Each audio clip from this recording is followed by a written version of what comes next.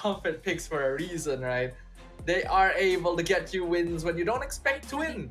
And now that we're going into game number 3, which I think a lot of people weren't expecting, it's gonna be an interesting one because both of these teams should have learned a lot throughout this series. Yeah, esports now banning out the chip as well as Shin, Smart Omega, Matilda, Alpha, as well as the Hilda. Sir, in just overnight stuff, Hilda gets so much attention now. Hilda went from being kind of a niche pick for like ID and MY to getting picked up a little bit more here and there. And then after the recent buff, just a mainstay and even a hero you have to ban in the first phase. That's quite something. From B tier to S tier, what a big glow up, man. I wonder when they're gonna do that to Atlas. Oh, I miss Atlas so much, right? Man. Such a playmaker. I want to see Atlas. The Fatal Links are so good. Right. It has a cool ultimate name as well. Like showing yeah. Fatal Links.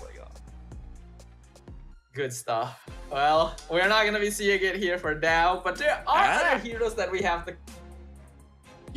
You say that, but what if you didn't expect Kadita? You are right. I did not expect Kadita. So. But you know what? Yeah, I'll keep my mind open, right? It's possible. Anything is possible. It's not possible. Okay, now AI Esports has picked up the highlights and got thought, so it's on Smart Omega. The moment Smart Omega pick up their roamer, yeah, I guess we won't see it happening. Valentina gets picked up. Looks like they're letting the Eve open. Maybe Urki just like, yeah, you know what, Eve doesn't work there, or maybe they're just like, we don't want to get baited by the Kadita again. But this does mean that AI Esports, if they want, they can pick up the Eve. If they want, of course. This is actually a dangerous thing to let through because, yes, picking the Valentina means you also kind of deny Eve because you don't want them to steal your RWM, but I feel like it would be much stronger in their hands. RWM, Glorious Pathway, Avatar the Guardian, so much AoE against Smart Omega is going to be terrifying. Pick up your jungler now, if not it gets banned out. Hayabusa worked well in game number 1. I don't know if the presence of Grok and Valentina makes you not want to pick up the Hayabusa, but if you don't pick up the Hayabusa here, it is gonna get banned out because it worked out pretty well. And Hayabusa gets picked up. So now Smart Omega, I don't think they have to respect the Kadita because just change your picks so that it's not prone to getting countered by the Kadita. I agree, especially since you have Valentina now, you can also steal the rough waves, so I don't think AI Esports wants to necessarily give that over. True. Since the heroes shown currently on Omega are much harder to catch with the Kadita combo. Cho going to be the next ban. Honestly, Cho is a very interesting ban here. Not sure why, but okay. If it were me, I would ban more of Jones heroes because Joan really has been showing up because Chatnu is one of those players that is very versatile in his cheese picks, and if there's no cheese picks open, he can default back to a Kufra. His Kufra is very strong. Let's hear from the crowd. Although, okay, looking at the CC ban, they're thinking this is a Cho EXP because in my head, Grok can still be flexed to the EXP. That's why I was bringing out Chatnu's name in the conversation. But yes, of course, like Cho EXP is a thing too. They were most likely thinking of Cho EXP because it would not only counter the Hayabusa, but it would also mess with Hylos or Gatot in the EXP lane because you would just kick them towards your team, and then if Omega grabs like a 1-1 or something, then you're in big trouble, right? So they're focusing on that side of the map and then going for the Harif, since they already have all the zone control on their side anyway, don't have to worry about his Zaman Force being denied. If AI Esports pick up the 1-1, maybe we can look at a Farsa. Because we're going for the route that AI Esports is not picking what we've already seen, right? Like, Farsa would do well against a 1-1, that's why I bring it up. If they want to go for an Eve, Eve is still good. I think we need to see the final couple picks first. They are very specifically leaving Lina's pick to last, so definitely living up to being one of the key players on AI Esports. Moskov, just a safe pick, and the Edith as well. So Smart Omega has a very complete lineup here. I'm thinking what pick would not lose to a Valentina here, because you need some kind of range. Eve is perfectly fine here, by the way. Eve is perfectly fine. Even the Moscow will have difficulty dancing around the real world manipulation. But again, cheese picks, Barca is available. If you want Aurora, it's fine, but you kind of don't want to give it over. Okay, well, I called the Aurora. Like I said, it's still fine. But the Frigid Glacier is kind of good on the Valentina as well, going up against Gatot, going up against the Harif, and going up against the Hylos. So yeah, it's an okay pickup for AI, but it's good for Smart Omega too. And it's no, there are actually a few ultimates that Ukir can steal, so it's not always going to be Frigid Glacier, but AI Esports wants to control the team fight, right? They have a lot of AoE. They want to be the ones like making sure that Omega stays put so that the Harif can go to town on it, and maybe Hayabusa can get a couple pickoffs here and there. But what do you think, LaFell? Who is going to win this series? What I think is that in game number 2, AI Esports was able to capitalize a lot more kills around the turtle. Not so sure if they can do it this time, because their condition in the previous game was that Kadita. Not only does the Kadita have damage, but more importantly, the knockup and the petrify. They won't have the same thing with Aurora, where Aurora has, in my opinion, lesser damage and lesser, like the crowd control, you can argue that Aurora might be better, but less damage for sure compared to the Kadita. So I feel like the first 2 turtles is gonna tell us whether AI Esports is gonna have a good game or Omega will be the one that has a good game for this one. I guess that's a fair observation. I feel like a lot of games this meta has been shifting in that direction as well. So game number 3, Land of Dawn, opens up once again. Only one team will be able to move on in the competition, and the other will be eliminated. Neither side gonna want to encounter that fate. So gotta bring the A game. Yep, right now looks like Black on this Gatokacha is gonna have the Revitalize. Looks like PS was able to secure the Little Wanderer. In Smart Omega, they're considering going inside of the jungle. They do have to be careful because there's still a penalty when it's under 2 minutes when you're inside the enemy jungle. And Chaknu right now taking a lot of that damage, so Black as well going to be traded. The Revitalize comes out, and Andoryu ends up being first blood. Not to mention, Lina finishing off Chaknu, 2 kills over the AI Esports.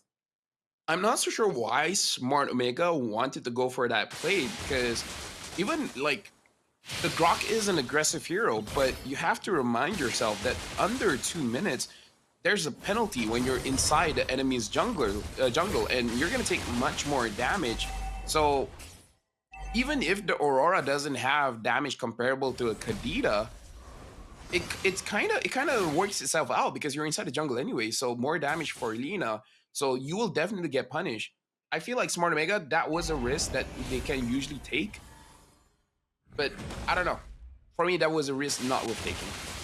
Yeah, definitely overstayed their welcome. I think they forgot about the Revitalize again and thought that they could pick off Black quickly. Because in game 1, AI Esports started playing very passive when the Nolan, right? When Andoryu started getting a lot of kills. So I think they were trying to feed kills early on to him, but that didn't quite work. And now they're at a slight disadvantage for the turtle. Once again, Ying with a nice glorious pathway to cut off the pit. Ryota with the Earth Shatter Flicker finds Lina, and the stun actually lands on all members of AI Esports, but they're still able to go back in, picking off Ryota, trading for the Aurora, and Doryu able to retreat the turtle away. Ogi Shadow Kill comes out, but the rest of Smart Omega is still quite healthy after the Guardian being used to finally finish off Chaknu, while Ukir trades for PS, and Andoryu still very healthy, while Black and Ying are not. They should not be chasing this. They're gonna all get picked off here by Smart Omega.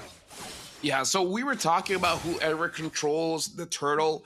The first 2 turtles is going to be looking good. That was a bit of a messy fight, so I wouldn't give 100% of the advantage over to Smart Omega. But clearly, Smart Omega won there. They were able to get the turtle Andoryu from 0-1. Now it's 3-1-1. Ukir is 1-0-3. So overall, better trade for Smart Omega. But again, it's not super clean. So AI Esports is really not out of the game just yet. They can still try for the second turtle, and then winning that one might really change the game. Yeah, it was definitely messy. AI Esports unfortunately gave away the advantage they got initially by getting first blood on Andoryu, and now has propelled him above PS in EXP again. As long as they don't play passive like they did in game 1, though, I think they're still fine. The net worth difference isn't actually that much. Oh yeah, for sure. Especially going to the later stages of the game, Moskov, I would say is much better than the Harif, because Moskov is more like Harif is more conditional. You have the Zaman Force, you can do a lot of DPS, but Moskov is just on all the time.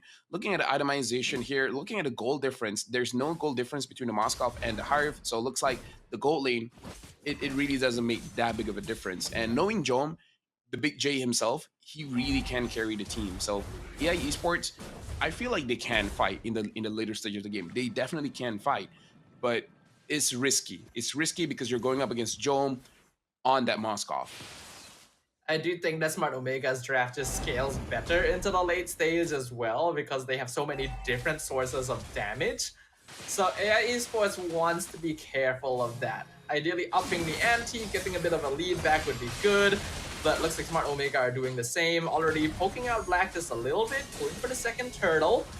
Black looking for taunt, not able to find Ryota. Chaknu also providing vision. Glorious Pathway finally comes out, and Earthshatter Flicker knocks up 2, including PS, and they all freeze. Frigid Glacier, Blade Surge gonna connect after the Guardian as well, going to be used. Chaknu unfortunately a little bit too far forward, but his job is done here. So, and Smart Omega have already lost 2, and they did end up resetting the turtle, so AI Esports should get it. Yeah, like we were saying, AI Esports can definitely control the second turtle, and they definitely did, and they were able to get 2 kills as well.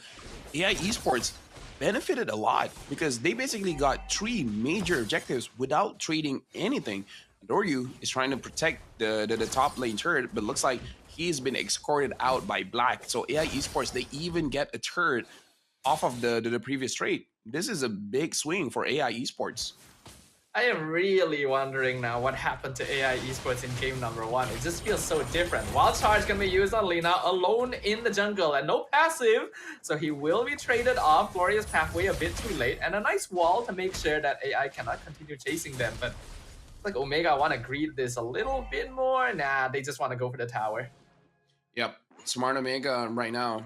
I think this is a good idea as well, to not really go for fights too much, and actually getting a little bit more map pressure, because your draft doesn't have to fight, right? You can fight in the later stages of the game, but having Andoryu on the Suyo is more objective based.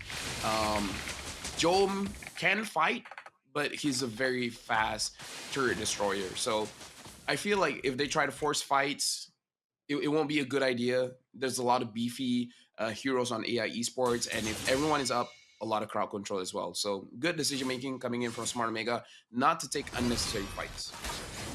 Yeah, they gotta reduce that a little bit, because you can tell that AI Esports right now are just stronger. They've got 2 revitalizers, very beefy front line, and they cannot afford to give more kills over to PS. He's 2-1 right now, still manageable, but won't be if he starts racking up Sky Pierce's stacks.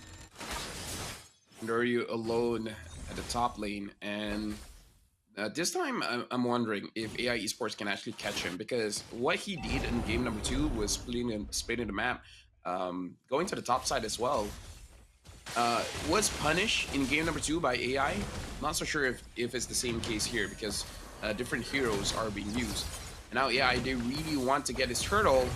Yota trying to get into the fray, but Alita secures the turtle for AI Esports.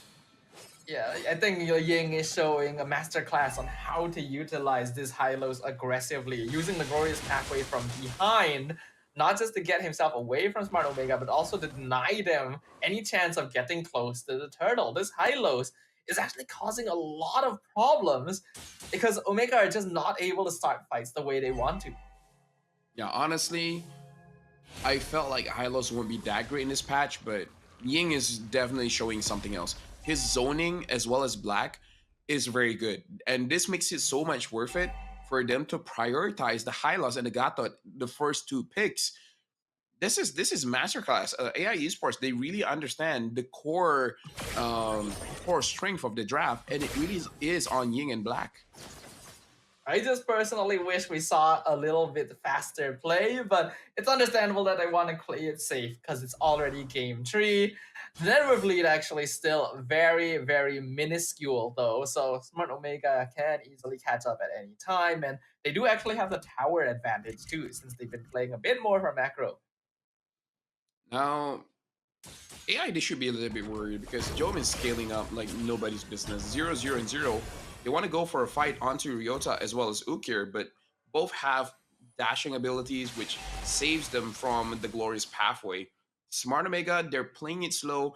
I understand not really what we want to see going up against AI's draft, but again, just wait for the Moscow items and then we can start to see the game ramping up much, much faster. So it's a mistake if AI esports don't capitalize on this. Conceal play, 4 members ganking on Black and Alita up top. Alita pops the Zion Force, able to run away. Surprisingly, Omega not really tightening this. Avatar Guardian misses, Revitalize comes in from Ying to escort him out. Chagnu tanking some damage, Glorious Pathway denied by the power of nature as PS jumps in with OG Shadow Kill to finish Chagnu off. Passive popped on Lina, so he has to flicker away to safety, and now they're targeting on Ying.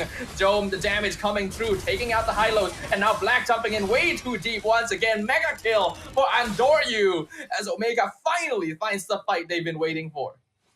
Yeah, I feel like it's a bad call for AI to be forcing fights in that kind of fashion because their draft, if you look at Istafa, it's all like, if you want to talk about team fights, it's all about the skills. Once your skills are on cooldown, what really are you gonna do? Smart Omega, they don't focus too much on skills because they have the Moskov. But even looking at Andoryu on the Suyo has such low cooldowns, it kind of doesn't matter. Yeah, AI Esports definitely has a compositions that's more suited for counter engaging, and so far that's how they've been winning their fights. But when they tried to force that out there, the fact that it didn't work and they still positioned so aggressively was definitely a mistake there. It did not need to stay for so long. I understand they're staying long because they just want bodies for distraction, letting Alita push in the mid lane. But once the mid lane has been taken, or once you roughly understand that you can take without sacrificing anyone, they should have gotten out of there. But yeah, because once I see AI esports, the Zaman Force has been used. The Frigid Glacier is not a part of the game anymore. Avatar of the Guardian has been used as well. Smart Omega, they forced the fight because they know they have no skills. And AI esports, they just continued fighting on when they really shouldn't. This is the experience that the players on Smart Omega have. They've definitely got a bit more international representation compared to AI esports. And we're starting to see that a little bit more here, as you can see Omega gonna be able to take every single external tower. Lord now pushing down bot side. Minion wave gonna be cleared quite a good bit by the tower. And for now, AI esports will still be able to hold, but the pressure is on them. Dome as well is 0-0 and 2. He's a ticking time bomb. Yeah, esports need to figure out how to take him down. Ukir as well, 2-5, dealing a lot of damage, but more importantly, doing it safely, making sure that he doesn't overextend. AI esports, I feel like they're the type of team that will force a fight. And I feel like you can do that if you get your targets. So we really have to see if Jom and Ukir can save themselves, because I'm looking at AI esports, either Black or Ying will force a fight, and Alita, Lina, and PS, if they die, they die. As long as they try to do something. Perhaps. It's gonna be difficult though. We're reaching the point of the game where Smart Omega just directly outscales AI. Almost all of their heroes have a good amount of damage built in, while AI esports are very dependent on PS and Alita. So they gotta be on the same page every single time, and if possible, are able to split up Smart Omega again so that they're not taking a direct 5v5. Actually, that's a good idea. Taking like a split fight might be good, now that you mention it. Honestly, it could be good for either of the team, as long as they're doing it purposefully. Changlu right now finds Ying, finds Black as well. AI esports, they don't want to go for a fight, and I feel like PS is just waiting for someone to get isolated, because PS damage is pretty legit at this point. Even if they grouped up, if someone is isolated, forget about it, man. For sure, PS can get a kill. Oh, look at the rotation. Ying and Alita are actually looking for Jome down bottom, or at least waiting for someone to show in lane, while the rest of their team is playing around the Lord. There's still all 3 inhibitors standing on both sides, so I don't think a single Lord is quite enough to end the game unless they're able to get like a team wipe on top of it as well. But a decision gonna have to be made here, because I think Jome did spot out the rotation. Right now, Jome is just waiting. He's like, as soon as I see black, as soon as I see Ying, what you call it? Like zone him away, he's gonna ult in. But looks like he doesn't have the opportunity. Andori gets the Lord. Yeah, esports was too slow to spawn. Jome gonna try and look for a split push, but minion wave not on him, and Chaknu unfortunately gonna be traded. I think. Oh no, he's not. He's actually out, and Doryu is chasing PS down instead. Avatar the Guardian to try and find him, but this is a Suyo. He will be absolutely fine. Big win for Smart Omega. Shout outs to CEO. I'm pretty sure he's gonna get nerfed soon. Yeah, dude has too much. PS now having the endless battle can do damage, but I don't know. I've been seeing PS play in this game, and he's definitely not as confident as game number 2. He doesn't try to go for those OMG shadow kills when, like, he's trying to optimize his OMG shadow kill, where I feel like sometimes you don't have to. Sometimes you can just force it out. Forest Pathway, or Shatter Flicker catches out Black. Another gonna be engaging from the side of AI Esports. Ryota, unfortunately, the first one to fall, and the Lord actually gonna be left behind because PS got the shutdown on Doryu. Smart Omega a bit too stacked up in their attempt to push into the base, and they get punished for it. Like I said, man, PS doesn't have to make it optimal. He doesn't have to go for the AI route. It's like, I do optimal damage when one person is isolated. Hence, I will use my ultimate on a single person. Nah, fam, your damage is wrong. Just use it on 5 people. It's fine. But now Jome having that Malefic gun does enhance the basic attack range, making it much easier for Jome to participate in the fight, as well as grabbing the objective. So Smart Omega, they have a chance to go for an end game if they get 2 kills. Yeah, but the same could be said for AI Esports, who will now commit the Glorious Pathway to get another tier 2 down mid. Looks like we're gonna be in for another slow burn here, ladies and gentlemen, because neither of these teams are eager to give up their chances for a mistake. Looking at the items as well, Hayabusa seems to be full build. Something that I would consider is for him to actually get a Rose Gold Meteor, because the interaction between the Hayabusa and a Suyo is that the Suyo can dash away from the OMG Shadow Kill and canceling it out. At that point, you kind of have to battle with your basic attacks and your shurikens. Having that shield helps a lot in the matchup against Suyo. So I don't know if he's going for that. Another option is just straight up build any kind of damage items. But personally for me, I would say Rose Gold Meteor might be the optimal choice for Hayabusa. If not Rose Gold, Immortality. Yeah, I agree with you. At this stage, being able to survive is very, very important. And speaking of, OMG Shadow Kill, PS found Andoryu at the best time possible with the Lord coming up right now. I didn't even notice the Lord is up, but now, yeah, Esports, they're going to force it. And looking at Moskov, does he want to go for it? Alita gets a kill. Yeah, Jome is gonna try and Moskov, take matters Moskov. into his own hands. Rota has already fallen. Jome trying to take the free inhibitor, even without the minion wave, does get it, but the Lord has been claimed by AI Esports. So Smart Omega will need to defend this to see if they can keep this push going. That's the good thing about Malefic Gun, man. You don't have to be in range of a turret to take down a turret. Huh, disgusting. It's pretty annoying to deal with. For now, with Jome still alive, Smart Omega has no problems clearing up minion waves. I'm pretty sure this Lord will be melted down pretty quickly as well. They should only lose the mid inhibitor from this.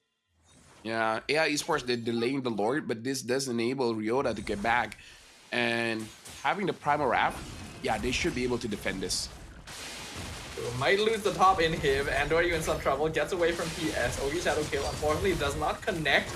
Now the Glorious Pathway comes out. Jom gonna push away Ying. Lord's still alive. Jom cannot focus it down, but is able to clear up the rest of the minion wave. So AI Esports unfortunately cannot continue, and the game will go on a little longer. Right now, Smart Omega, they're definitely sweating here because AI Esports, they're just moments away from ending the game. Same can be said about AI Esports. Looking at both sides of the maps, Staffa, Smart Omega only has 2 turrets. AI Esports only have 1, and I think it's just a matter of time for AI Esports to get the second in the turret. Yeah, absolutely. We are gonna be left with an inhibitor versus an inhibitor. The next Lord, basically a death sentence for any team, especially if they lose 1 or 2 people with it at the same time. AI Esports trying to press the advantage to maybe to get this tower. Avatar the Guardian comes in, Zaman force, but the beautiful Spear of Misery stuns them both against one another. Here comes PS. He doesn't commit the Yogi Shadow Kill, even with 2 low health members. And the Spear of Destruction connects with him. It forces out the Yogi Shadow Kill. Jom taking a lot of damage, has to blink away himself. And Dorio as well has to escape. Jom left all by his lonesome, jumps in. Immortality burned on the Moskov, and Jom is gone. A major win condition for Smart Omega, taken off the board. That was beautiful by PS. Like, he already used the Ogi Shadow Kill earlier against Andoryu. Gets cancelled out, and then Smart Omega, they wanted to fight against him, and then he was able to fight back. This is amazing Hayabusa play. Yeah, AI Esports now wants to use Jom's death as a way to end the game straight away. A beautiful freeze comes in, taking out 2 members of Smart Omega. Immortality's popped, Winter Crown being traded over, and Doryu falls. Ryuta follows. AI Esports about to disrupt the status quo as the team from Myanmar takes down Smart Omega. Dude, AI Esports, what happened in game number 1?